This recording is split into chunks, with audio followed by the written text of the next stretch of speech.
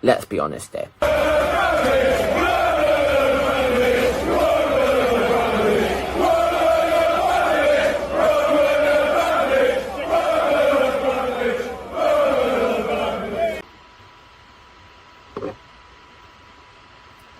Can everyone open their eyes and see everything for what it is?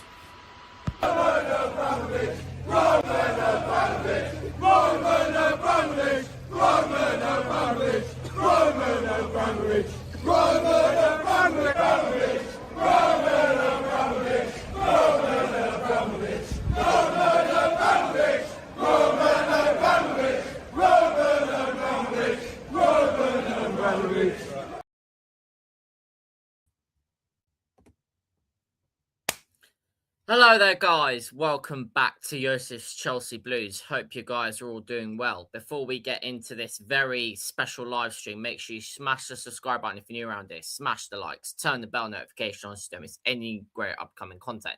Make sure you follow the socials on TikTok, Instagram, and X. Yosef Chelsea Blues on all. We have got on a very interesting panel today. Very interesting panel. I've obviously got, as you can see by the thumbnail, I've got Doobs in to talk about Liam Rosenior being announced as the next Chelsea manager.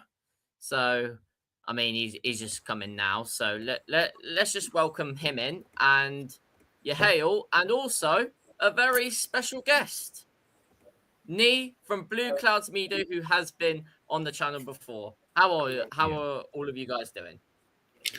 Doing good. I'm all right, Doing mate. good. I'm all right. Yeah, it's all good, man. Time to reset again, huh? Time to reset. Yeah, definitely. Reset is a very good word to describe. Yes, I very, very much agree with you, Nick. But yeah, I mean, but before we get into this, Nee does have a channel. It's have you changed it from Blue Clouds Media or Same thing? BCM Sports, same thing. We can do that later right, when the show is over. We can do all that stuff exactly, later. Yeah, All right, definitely. Yeah, let's we'll get into that it. more. Let's get into it. The Dubes has all his socials and Yahel has Instagram, which I'll plug later on in the stream. But let's just say hello to Daniel Knights in the chat. I'll be backing Liam Rosenior from day one at Chelsea, and it will not be his fault if things go wrong. I'll be blaming the owners and the sporting directors and board if things go wrong. Fair enough. Dubes, what do you want to say? It's just come out. Apparently, Liam Rosenior has been convicted of speeding after Fogg delayed his flight back to the UK. Oh my word! I mean, it's by standard. Was he for honor, is he? Oh my word! People just throwing things out. I don't think that's true. Wow. Yeah. I don't know. It might not be true, but that's just funny. If it is. Laugh at that point. Yeah, but Hasten Harry to take the job, huh? Take that with a pinch of salt. Yeah. Yeah. Win, loss, or draw Bluco out. Yes, definitely. Why a 6-year contract for Liam Rosenior? Owners never learned anything from giving Potter a 5-year contract and then getting sacked, and giving Enzo Maresca a 5-year contract then getting sacked. Completely agree. But let's get into the meat and potatoes of this live stream, as Yahail obviously likes to say. Liam Rosenior has been announced. Oh, actually, you know what? This has actually come out in the last 30 minutes. I don't know if you guys have seen. Enzo Maresca has put a message to all the Chelsea fans of his time at Chelsea. Yeah. To start off, I'll get all of your guys' thoughts on that message. I mean, Dubes, we'll start with you. What do you think of it? It was emotional, man. It was a nice touch. And listen, I'm sure he can look on. It's going to do my head in. I'm sure he can look back at his time at Chelsea in the 18 months. He won 2 trophies, and he'd be happy. You could say it was a success. But yeah, it was a decent message, nice touch.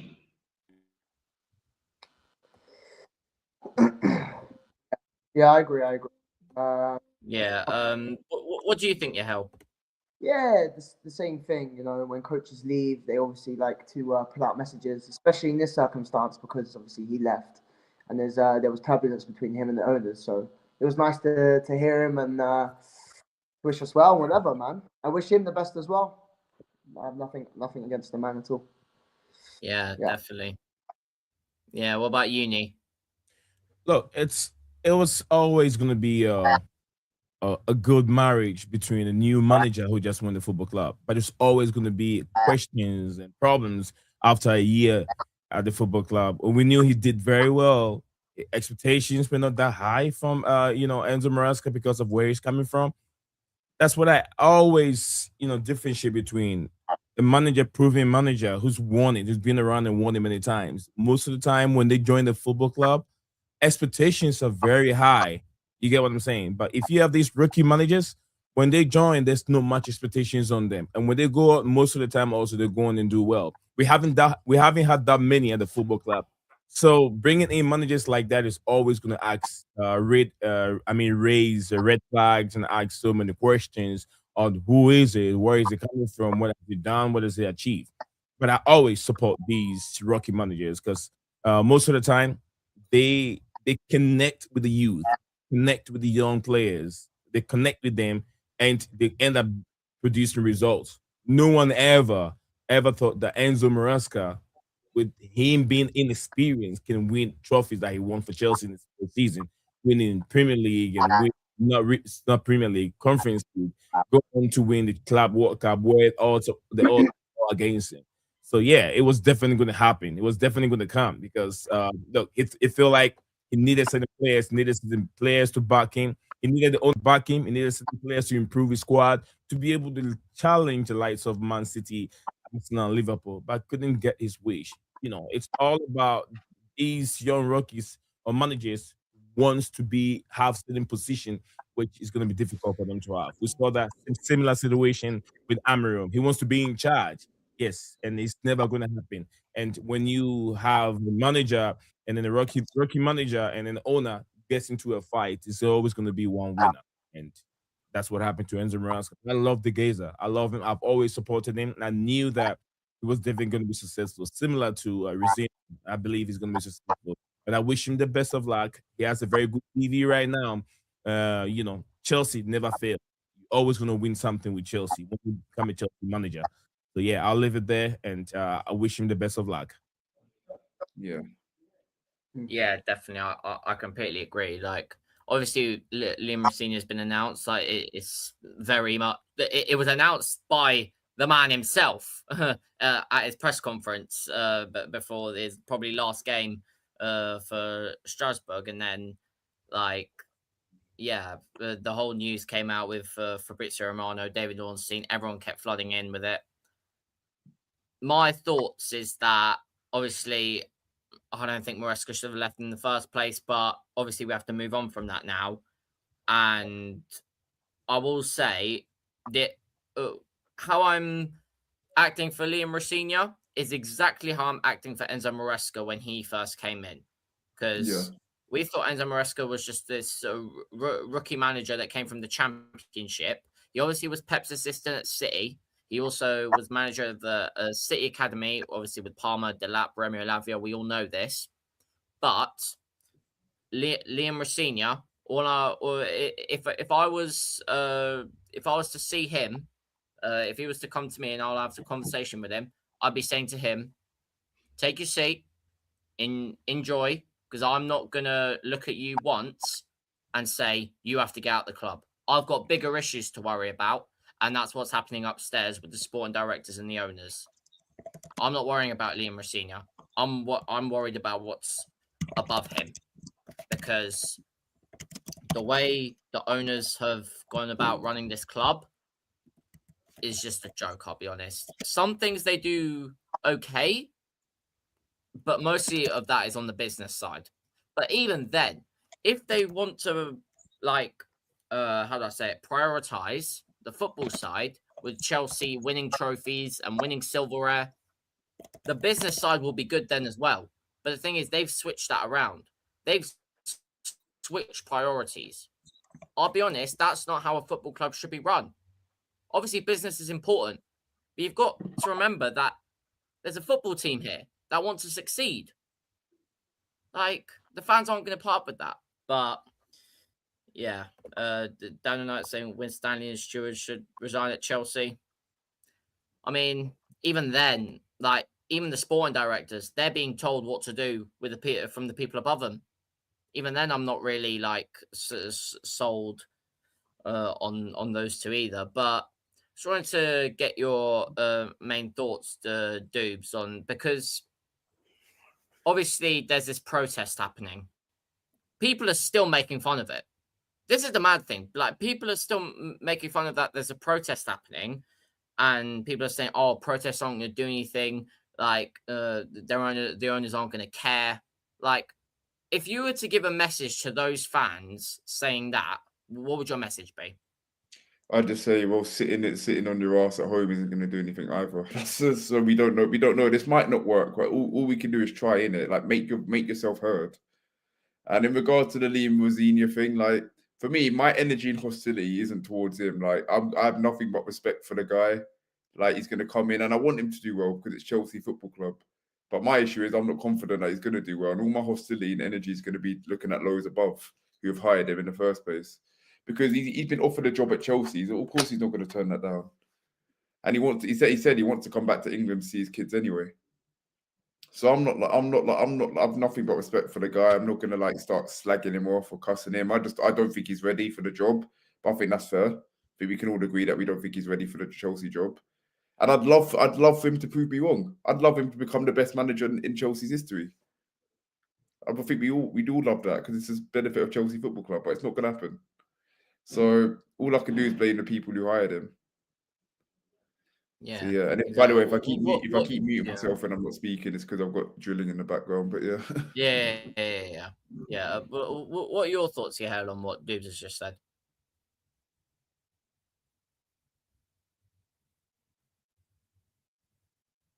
Me? Okay, hey. No. Oh wait, Yael, we can't hear you.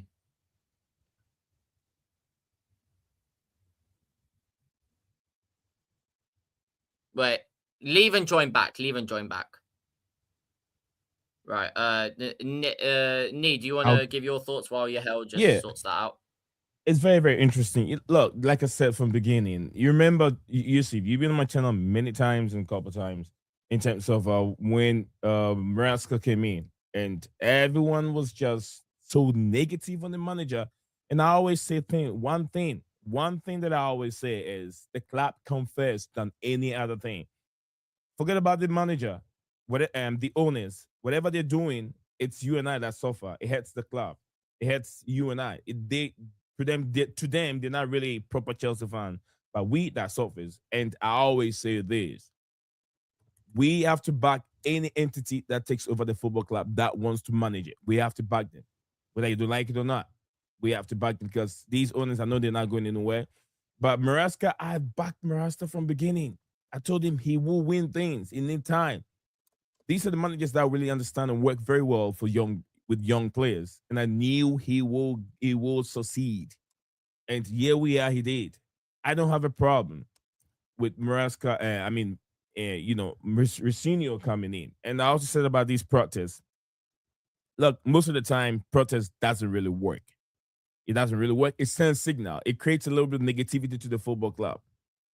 But then these owners are not going anywhere. What is a protest for? To move them away from the football club? You need millions of millions to be able to move millionaires out of the football club. Do we have that money to kick them out of the football club? That's a big question. We don't have it, and they're not going anywhere. So the only thing is, let's send a positive signal in the protest in terms of what we need, but let's not go over there and trying to misbehave. And most of the time, the call and then the concept of these protests is to be positive, but a lot of them are going to be negative, and someone might do something that can hurt innocent kids or women that are also there to protest positively. That's my only problem. That's what I get scared of. That's what I get worried about. But besides that, protest, go and protest, but make sure you send positive protest or be peaceful to it. That's what I want to take on it. That's my take on it. Yeah, I do see your point there, to be fair. Yeah, are you working now? Yeah, I hope so. Can you hear me? Yeah. You can. Sweet. Yeah, Sweet. yeah. All good. Yeah. Do you want to say what you're going to say now? Yeah, it was about the Liam Rosenior. Yeah, so as I said, I think one of two things will happen here with Liam Rosenior.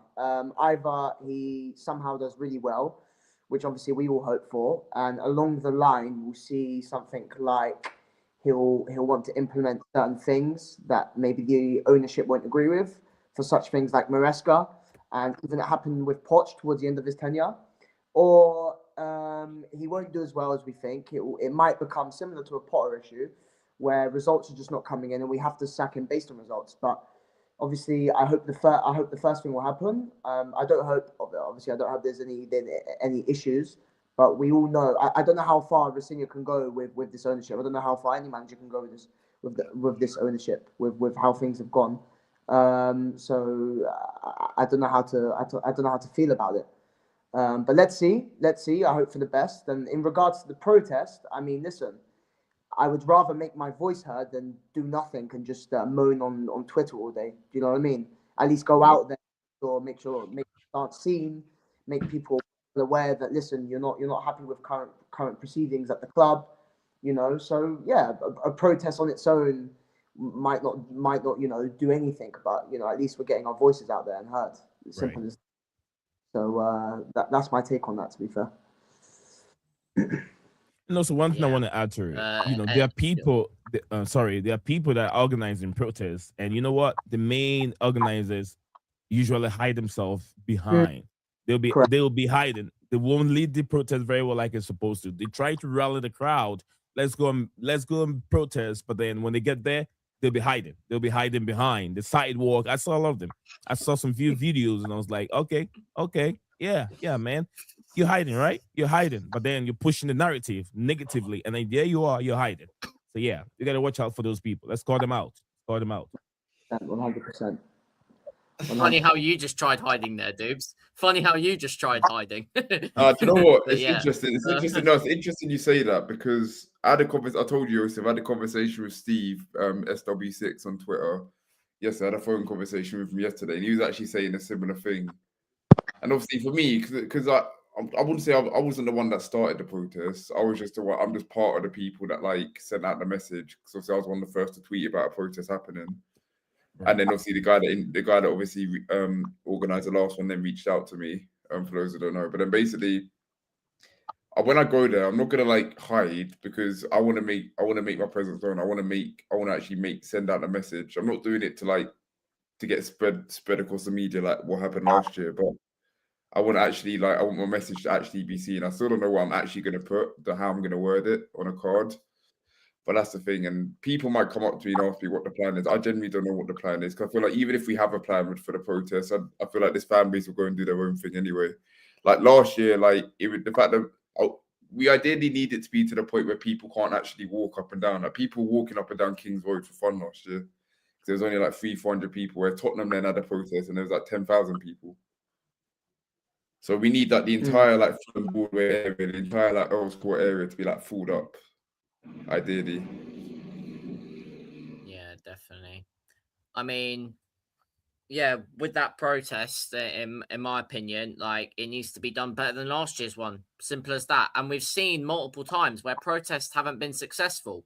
The only one where it has kind of been successful was the Super League one. But even then, some people would say that that was outrageous. Like, the only thing that probably made it successful was the fact that someone from part of the board, like someone like Petr Cech, actually came down and spoke to the fans, and then after he spoke to them, walked right back into Stamford Bridge, and then as soon as he did that, a couple or so later, Chelsea have left the Super League. Now, That's the only thing. I don't think it was Peter Cech's message to the fans that stopped Chelsea from entering the Super League. Before Peter Cech came out, UEFA has already made these news that whoever in the Premier League, in the Premier League team that joins the UEFA, the Super League competition, we're never going to participate in the Champions League, and Chelsea cannot afford to do that. So the message was even made clear before Cech even came out to announce that. He just came to calm things down and tell people we are not going to participate in the Super League, because there's no way Chelsea can gonna play in the Super League and avoid the Champions League. It was never going to happen.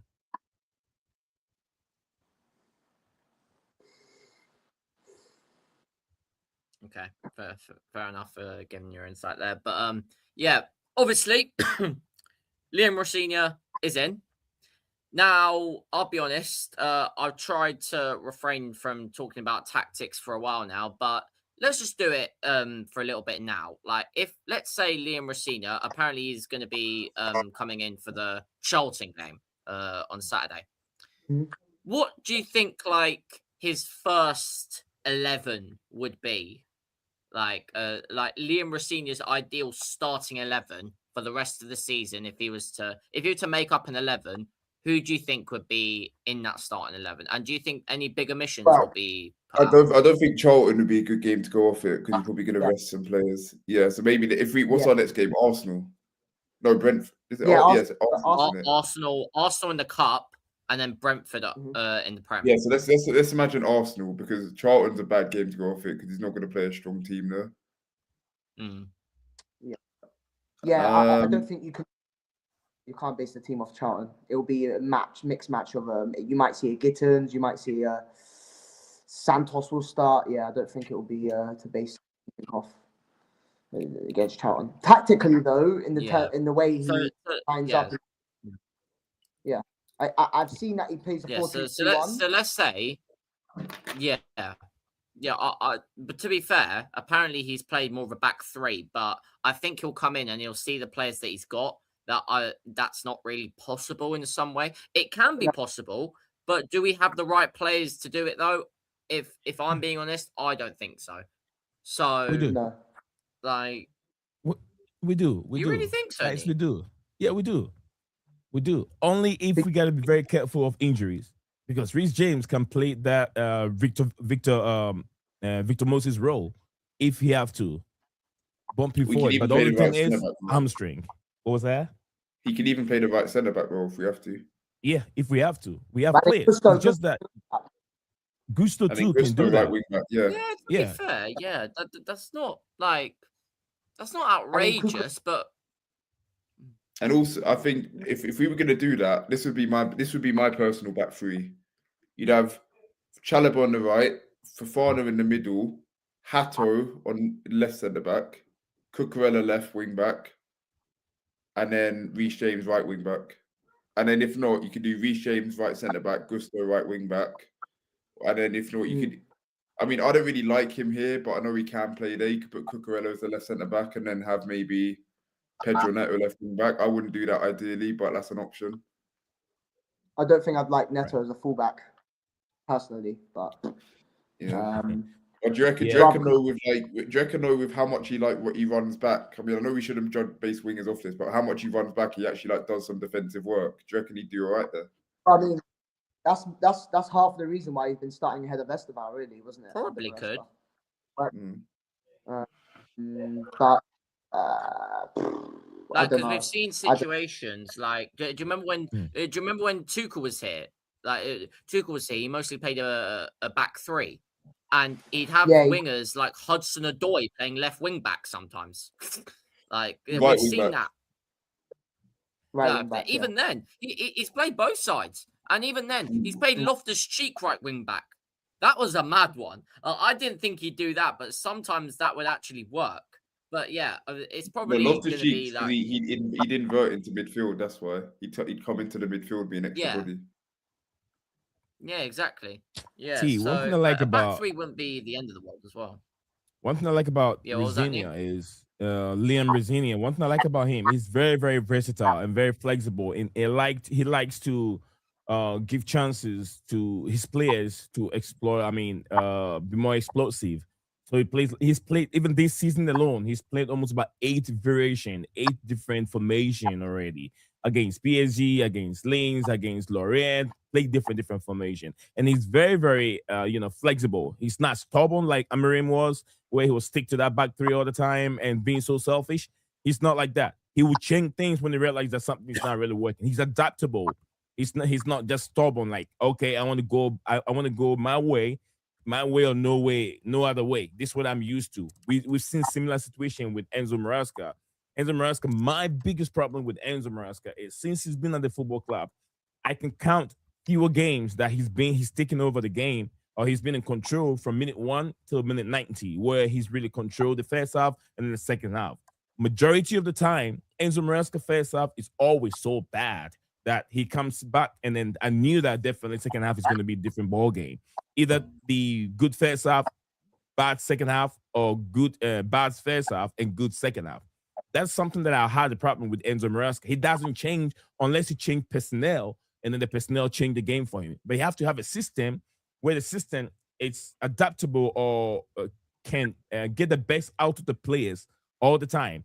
So that's what I like about him. It's like, okay, back three isn't working. I'm going for these 4-4 whatever, 4-5 whatever I can play to make sure my play. Even one game, he can change that 3 different formation to make sure the team is working well. So that's why he's not scared to take the risks. That's what I like about him. But also, I feel like his first game, like if it's not a Premier League game, we might not see the big guys in there. But then our first Premier League game is good. Is what we're gonna end up seeing. His I would say real blueprint I of always feel bad. Rosenior. I always feel bad because his first Premier League game is going to be Brentford, which is when the protest is happening. But it's like, Yeah.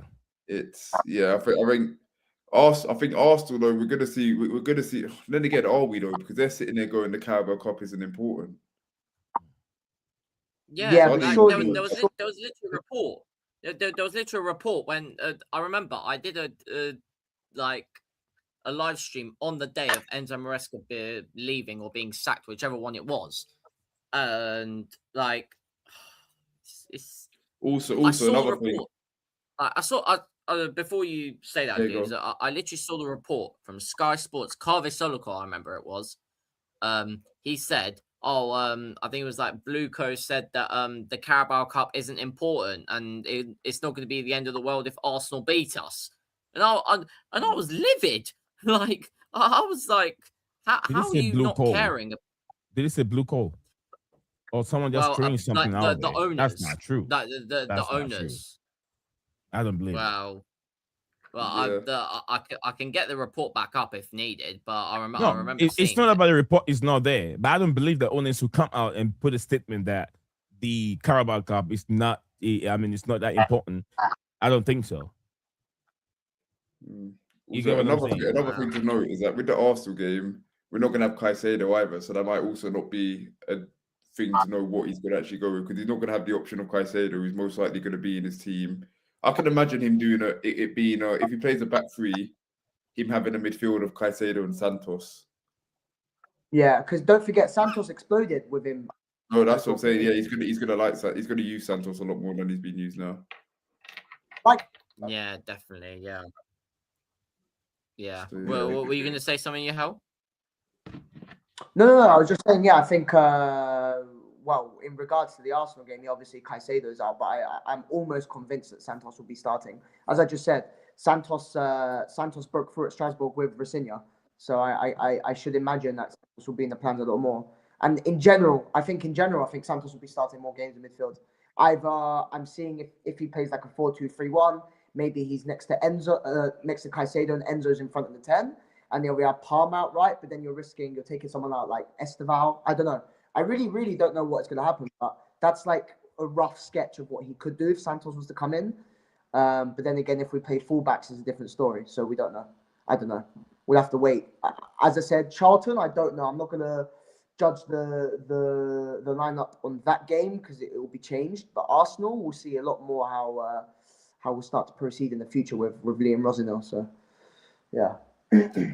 Yeah, fair enough. But before we round this one out, I just wanted to get your guys' opinion in general of where this football club is going, because a lot of people are thinking, I don't know where Chelsea are going to be in like 1 year, 2 years, 3 years. Like everyone wants to know everyone's opinions on this. So, Doobs, just fire away and say what you want to say about where you think this club is going.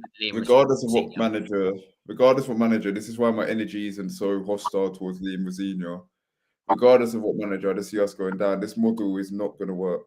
It's just not. And I know we've won 2 trophies with it, but let's be honest, the Conference League, if we didn't win it, it'd be embarrassing. And fair enough for the Club World Cup, but I just don't see us getting success with this model. Like every yeah, not for me. I see us going down until they can either change their model or just go. That's the way I see it. Yeah. I mean, if they change their model, I know it's unlikely, but if they do, then like, do you think we'll see success? More likely to, yeah. Fair enough. What are your thoughts, Yahail? Yeah, I've been consistent for the last year. Well, when Maresca won the Club World Cup and the Conference League, I really thought we could build on from that. Have a transfer window, get the targets we needed to get. We didn't. And then just push on this season. But clearly, we've regressed this season. We're back to square one. We're starting all over again with a manager where we don't know what he'll do, what he's capable of. We don't know. So for me, at the moment, all signs are pointing to this model is not going to work at all. And this is why Chelsea fans are taking some things into their hands and organising more protests. You know, that's the only reason in here. So for me at the moment, I don't see how it works. I really don't. You know, and what this time next year, we're going to be in the same position again. Liam Rosenior is going to be sacked for poor results, or he wants to be more independent. And then what? Where are we going? How far are we going? You know what I mean? So, yeah. Yeah. Nee, what are your thoughts? You know where I stand on this. Look, this model, as everyone say, it's a very, very difficult model to practice. It's never been practiced before. And the reason why I'm saying it's going to be difficult for it to be successful is because it's not been tested very well. And the reason why, look, I don't like the model. But I'm trying to understand why they're doing this and why they have to run the football this way. Football has changed. It's been taken away from the middleman that, the factory guy that works so hard, and during the weekend he wants to watch some entertainment football to entertain himself, to release his stress from work and all that stuff. It's been taken away from them. Now it's all strictly business. Running the football like how Roma ran the football for 2 decades and 3 decades, you can't achieve that. We can't do that now. But it's been tested that really brings so much success. It means that if you got to do that, wages for players have to go very high, and you can find yourself in a very, very big situation where you got injured players that, like Lavia. Imagine we brought in Lavia and we're paying Lavia $250 a month, $250 every week. Sorry, $250 every week. These guys that would have been in the hospital and even receive over 3 billion or whatever he's achieving right now, or he's receiving right now, and without putting in the shift, without playing a freaking football. You get what I'm saying? He's not playing nothing. So that is something that you have to put into consideration and factor that into bringing players to the football club. We talk about Rodrigo coming to the Premier League. We don't even know. We know he's a proven player. He's been successful in the Spanish league. Bringing Rodrigo, he'll be commanded 300 a week. We don't know if he can even play with all that physicality, the pace. Can he do it? Can he adapt to it? But we know he's a winner and he can improve the team. But do we know that it's going to happen? Those are all these things that, and we Chelsea fans are part of it.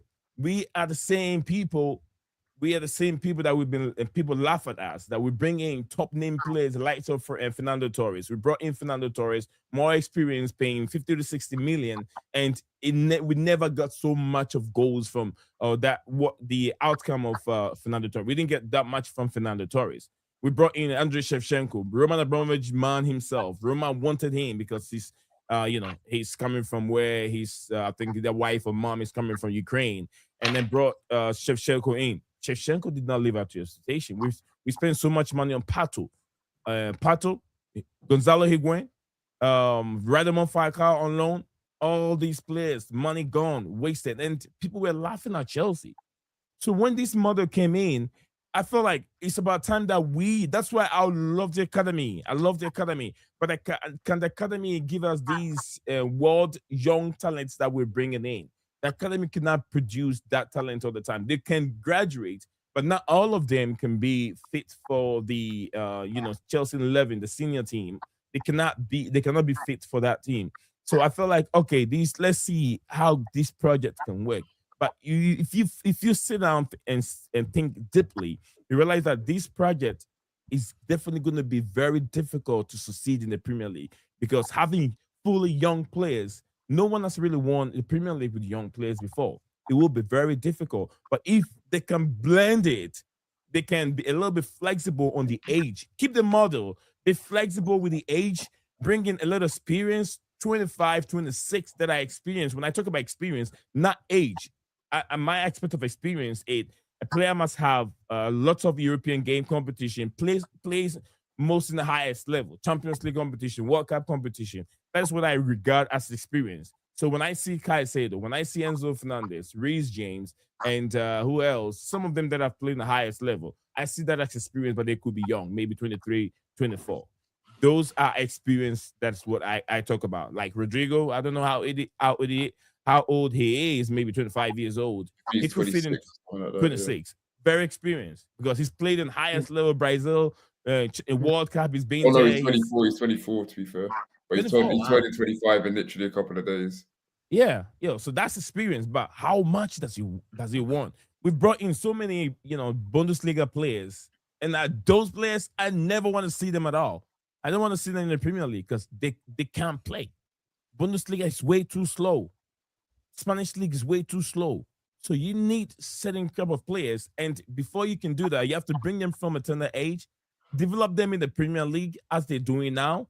But then this model doesn't produce so much success. Can they do it? It's a huge gamble, and that's what they're trying to do. And football doesn't have time. The fans want to see trophy, and I'm sure if they can win the Premier League for us, they'll have a little bit of patience. They'll have a little bit of patience, and it's a balance. It's a balance. Blue coal, whatever they're doing, they have to just think about it very well and bring in some experience. I don't like it, but I'm trying to always shine some positivities out there. That's what I'm trying to do. But I don't like it either. I don't like it. Yeah, fair enough, Nate. But before we get into it, I mean, you guys were just talking about like what the model can do and stuff. Obviously, we've talked about Liam Rosenior being appointed, and obviously, like we've had an interesting start to the season. If you were going to give a logical prediction of what is going to happen with Chelsea in the Premier League, where we're going to finish, Carabao Cup, FA Cup, and Champions League, where do you think? Where do we win any trophies? Do we not? What happens? We're gonna start with Dubes. Something tells me we get top 4, but I don't think we win any trophies. So the only reason I say that is because of the other teams aren't that consistent either. Liverpool aren't that consistent. United aren't consistent. So yeah, I think we'll maybe nick top 4, but it'll go down to the last day, like last season again, I reckon. So you think we get knocked out by Arsenal in the yeah, Carabao Cup? 100%. And FA Cup, where do you think? Far? Maybe quarters or semis. And Champions League?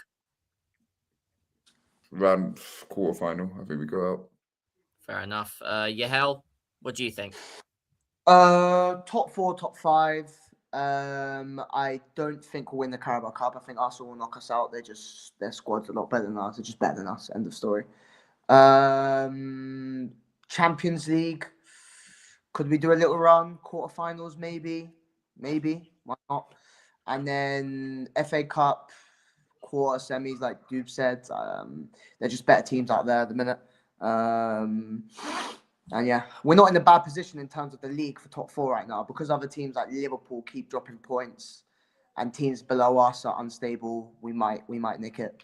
But if you'd have told me this at the start of the season, I'd have been fuming, to be honest with you. Just top 4. Yeah. Winning the Club World Cup, you'd have told me just top 4 and with the sacked Maresca already left.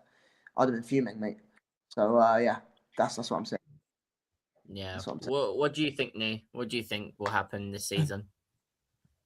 Look, I've watched Chelsea for quite a while. That I know that they really respond when they have a new manager. Enzo Maresca came in, nobody really gave him that much of a chance to win anything. They called him so many names, and what I've seen from Rosenior is because I've been watching because of the sister club thing, the multi club ownership thing. I've been watching Strasbourg, not many, but I've seen a lot of his press conference, not press conference, like dressing room motivation and talks like that. He's a man manager. This guy really put his hands on the shoulders of players, trying to understand who they are because he's been there as a player in the Premier League. He's been there as a Premier League. He's been played for under 20 and the under 21s for the English youth stages. He played a lot. He's got lots of Premier League experience, and he knows what it feels to be midfielder, what it feels to be on the pitch. So I'm kind of believe that he will definitely going to win the trophy. He will definitely win the domestic trophy and make top 4 because these players will play for him. A lot of people say, "Oh, he's not going to do nothing. He's not going to." I understand that because of the he being win. He hasn't win anything, but I always felt like bringing a new manager, he's going to get to know these players and they'll play for him because of also being tactical, flexible. He will get something out of these players. I don't care about us now. I don't really care about us now. Similar thing, I didn't care about Manchester City because I believe that they cannot beat us. And yes, it shows. My prediction was 1-0, and I said it was going to be a big mistake from Donnarumma. And it did happen. Donnarumma made a mistake, and Enzo Fernandez got his goal. So I'm going to be a spot on again. Rosenior will win Chelsea a trophy for the first time, and maybe goes up and down next season. Next season where you believe that, oh, okay, we're going forward. He needs some new players. That's where problems are going to start again. Do you know what would be absolutely hilarious? I don't think it will happen, not because of us, but I imagine we somehow get our hands on the trophy. Imagine Rosenior gets his hand on the trophy before Arteta. Imagine Rosenior knocks out Arsenal. Just imagine that. Arteta have done it. Imagine we knock Arsenal out the I mean, Maresca have done it. Why not? And if Arteta doesn't get sacked after that, nah, there's something. Nothing's gonna make me stop protesting against these owners. But if there's ever a time that's gonna like tip me over the edge to like, if we knock Arsenal out, because the satisfaction that will give me will be like, yeah, definitely. Yeah, I was gonna say the exact same thing as Doobs of what he said of what we're gonna do for the whole season, like top 4, and we don't win any trophies. But Rosenior, please prove me wrong. Please prove me wrong. Right, we're gonna go through the chat before we round this one out. Dan and I said Chelsea are not a serious club. We're a mid-table club being run like Brighton. Change this model. Can't really blame that. Bring me some experience proven players. That's what Nee was talking about earlier. It'll be 4 years. We're going under this ownership in 4 years. Yeah, let's just not think about that. Proper Chelsea stand. Thank you. Big up. Yeah, smash the like, guys. I'm not celebrating top 4 as a trophy because that will not be good enough. I mean, top 4, I'll be surprised if we get it, but I'm not sure if I'll celebrate it. Proper Dan says, big up to you, Nee. Big up. Big up, Dan. I block you on WhatsApp. Dan, I block you. Telling you. You can message me anymore. I block you, Dan. Oh, you've actually blocked him. Yeah, Dan, I block you. Wow, crazy. Keep you silent for a while. I'll get you back, Dan. Big up, bro. Not happy over top 4. They won't. Did you not hear? You're gonna drop Sanchez end of season. I can't understand that. But yeah, yeah, that's a bit of a crazy comment, that one. But yeah, we're gonna end the stream here. Thank you very much for joining, guys. It's been a pleasure. Nee, it's been a pleasure having you on. I haven't had you on here for a while now, so yes, and nice to speak to you again about Chelsea. Yeah, nice to have you on, Doobs. By the way, little teaser for you guys. Preview coming out. Doobs will be on that as well. So make sure you're tuned in for that for Fulham versus Chelsea. And yeah, thank you very much for watching. Make sure you smash the like, smash the subscribe button if you're new around here. Turn the bell notifications to miss any great upcoming content. Make sure you follow the socials on TikTok, Instagram, and X. Doobs, where can they find you, mate? Twitter and TikTok, or should I say X? My bad. It's Steve25, the exact same tag for both. Yeah. So yeah, go follow me up. Well, it says it there anyway. Yeah, it does say that. Nee, where can they find you?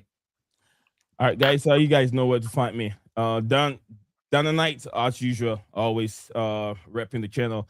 BCM Sports Live on the. You can find me YouTube. I'm always live every day on YouTube, 5 p.m. UK time, 12 p.m. Eastern time, Michigan, UST time, and also on X, BCM Sports, Blue Clouds Media on X, and also a lot of videos on TikTok, BCM Sports on TikTok. You can find us there. Yeah, where can they find you, hell? Yeah, they can find me on Instagram, shinemery_.10. Literally is a link, and on Twitter, the same thing. And if you're into the protests, go have a look at it. 100%. Yeah, definitely. Right, we will be on here with Doobs for the preview later on for Fulham versus Chelsea. In a bit, up to Chelsea. Win, lose or draw, Blue Co out. In a bit. Safe.